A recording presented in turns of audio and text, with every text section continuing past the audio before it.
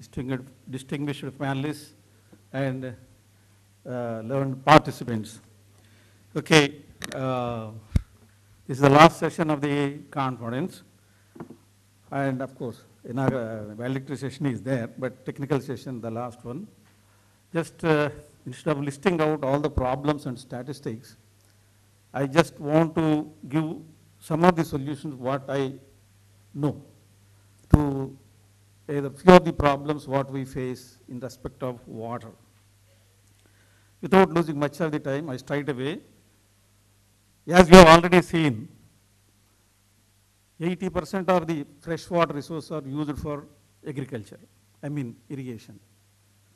So unless very urgently implement the micro irrigation methods into all our command area, including command areas, particularly where the water is lifted, that includes the bore wells and also the river water. Nowadays the fashion is lift the river water also. You can see in Telangana, the river water is being lifted to 600 meters.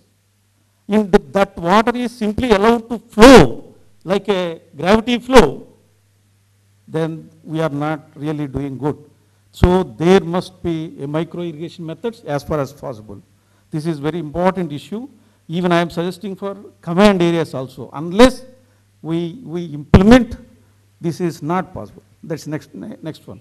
How to implement these micro irrigation methods? The farmers are already debt driven and they do not have wherewithal to purchase this micro irrigation technique, I mean equipment. In fact, already we have started funding directly the farmers. In the recent government also per acre this much amount is given.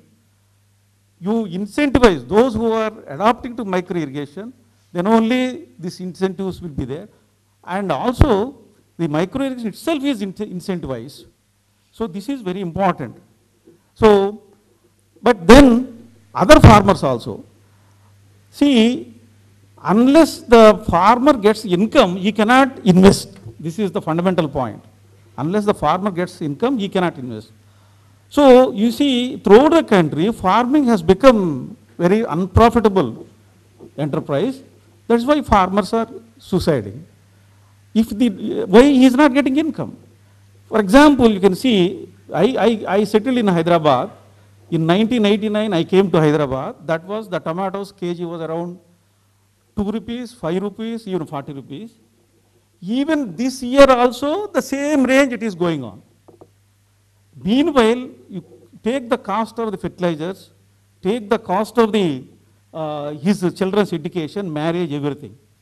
That means farmers' produce is not given the proper price in the market. If we cannot earn money, this cannot be rectified. This is a very straight solution. We will simply, even on data usage, every month, even more than 1,000 rupees, but when you go to the market, a kg vegetables, we try to purchase only 30 rupees, 40 rupees. A kg vegetable took around 1,000 liters to produce it. Water alone, I am not counting the labor, I am not counting the fertilizer, I am not counting any other input. Imagine, this is the kind of attitude we have. So there is something marketing, how to enhance the value. This is how to enhance the value of the farmers produce. This is one important point. Then bringing water table up. This is very important aspect.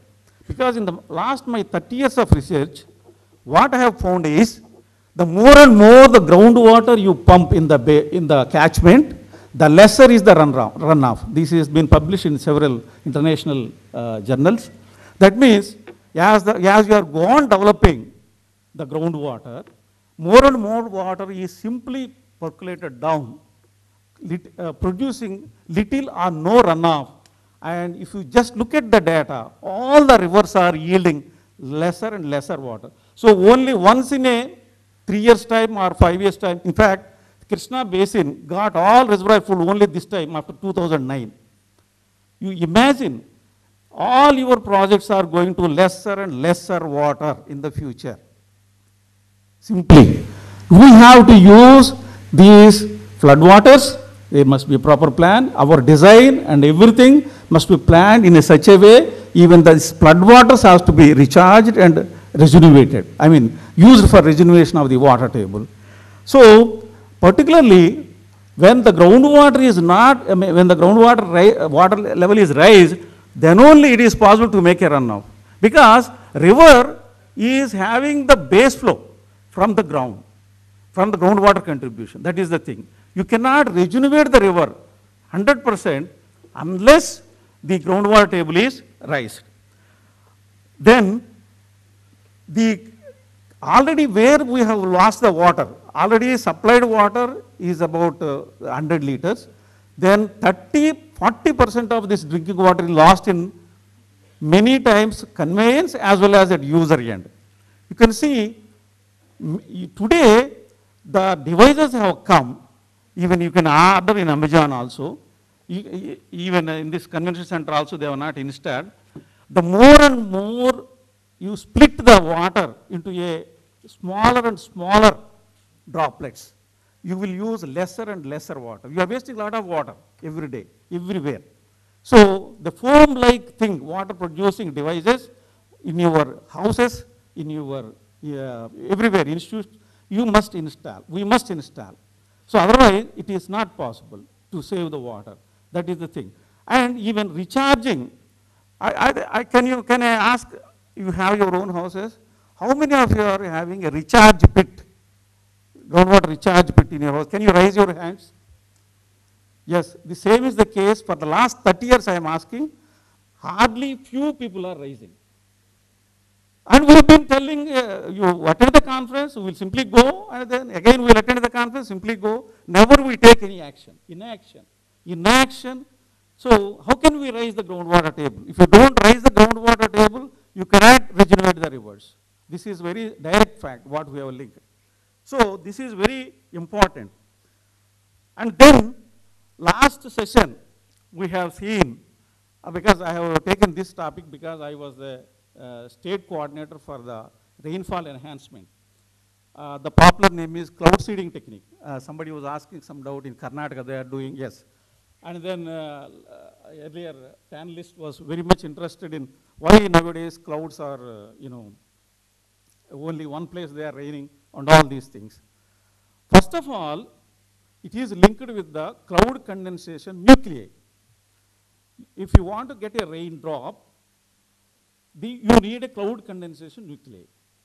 So this cloud condensation nuclei should be of the 1 to 3 micron size. It will act as a cloud condensation nuclei. Otherwise, it will not act. Majority of these inland areas, they do not have such nuclei. Whereas in coastal areas and hilly areas, because of organic aerosols, there is a big study, aerosol and cloud interaction. They have a proper cloud condensation nuclei. Because of your pollution, various kinds of, including the dust, sometimes you may, initially there is increase in precipitation, but you will, sometimes even dissipation of precipitation, you cannot have precipitation. So this is a very big study. In the cloud seeding program of Andhra Pradesh, we had simply demonstrated it is possible to enhance around 15 to 20% of the rainfall. We have statistics, but unfortunately it has been abandoned after with some reasons. Okay, so you can take up in rain shadow regions of peninsular India this technique, particularly where this Marathwada, Telangana, Rayalaseema, North Karnataka and all these. There is a need of a centrally sponsored scheme for this nowadays. So already Karnataka state governments are doing here and there, but it is better to have this rain shadow region. We should have some kind of rainfall enhancement program. I don't say it will avoid droughts, but definitely it can provide needy moisture, particularly during the drought period. That is very important. When I was doing cloud seeding to my state, from Nalgonda, one farmer telephoned me, sir, for the last, because he is having a cotton crop, sir, we do not have rains for last 25 years. If next 1 or 2 days we do not have rain, then entire cotton crop is going to die. So we are waiting, proper clouds to be passed over there. Then of course we have seeded, there must be some rain there. And immediately telephone, sir, you have saved. That itself, one incident saves around 100 crores. So this is a very important to provide proper even soil moisture during the time when it is needed. Okay, and then yesterday also in one of the session, everybody we thought drinking water, even the bottled water is not safe. Yes, RO is removing all the minerals, except for, and I think when we have tested around 60 to 70 TDS is there. In fact, you need around 150 and so. We cannot go back, but what I suggest is add some minerals. Actually, good companies, they add complete minerals. But normally in every village, now what has happened is putting an RO plant there and then selling for 2 rupees to 5 rupees a can, it consumes around 10 liters. You can add a small tablets. I heard that there is commercially available to that can. And somebody say, if your municipal water is without, problem is why these people are drinking the bacteriological contamination many times, not that minerals are there. So, because they are suspecting this municipal water is getting contaminated with the sewerage and all. This is the reason, that is apprehension. If the municipal water is good and it is not being contaminated quite often, you can drink straight away that water. You need not go for any RO water. But that kind of assurance is not there. That will come only when you have this kind of 24-hour supply. When we can get 24-hour supply? Only when we save at least 15% of the water that is for irrigation, then all your cities can be flooded, no problem. So this is the way we have, penny wise pound foolish. We have to save where we have lost. Then you have to supply 24 hours. That is one important thing. And then the wastewater treatment, as we have seen, Saraf Saab has shown all the statistics. I don't want to go to statistics. Not even 10% sewage is treated. It has just so many effects. For example, in Hyderabad, of course, everywhere the city is same. This is not treated. The nearby river or body has been let out. And all that grass or vegetables are being irrigated by this sewage. And there is a studies amply proving that, including heavy metals, they are coming into your food chain. And now they are systemic. You cannot wash, even if you wash this and that, they are going to your body. So irrigating this water downstream with a lot of this untreated water is killing you literally. In Musi river in Hyderabad, downstream, huge amount of water, they are irrigating and they are coming into the food chain, and unfortunately, nothing action is being taken. These are some of the things which I want to highlight to the great audience. Thank you very much.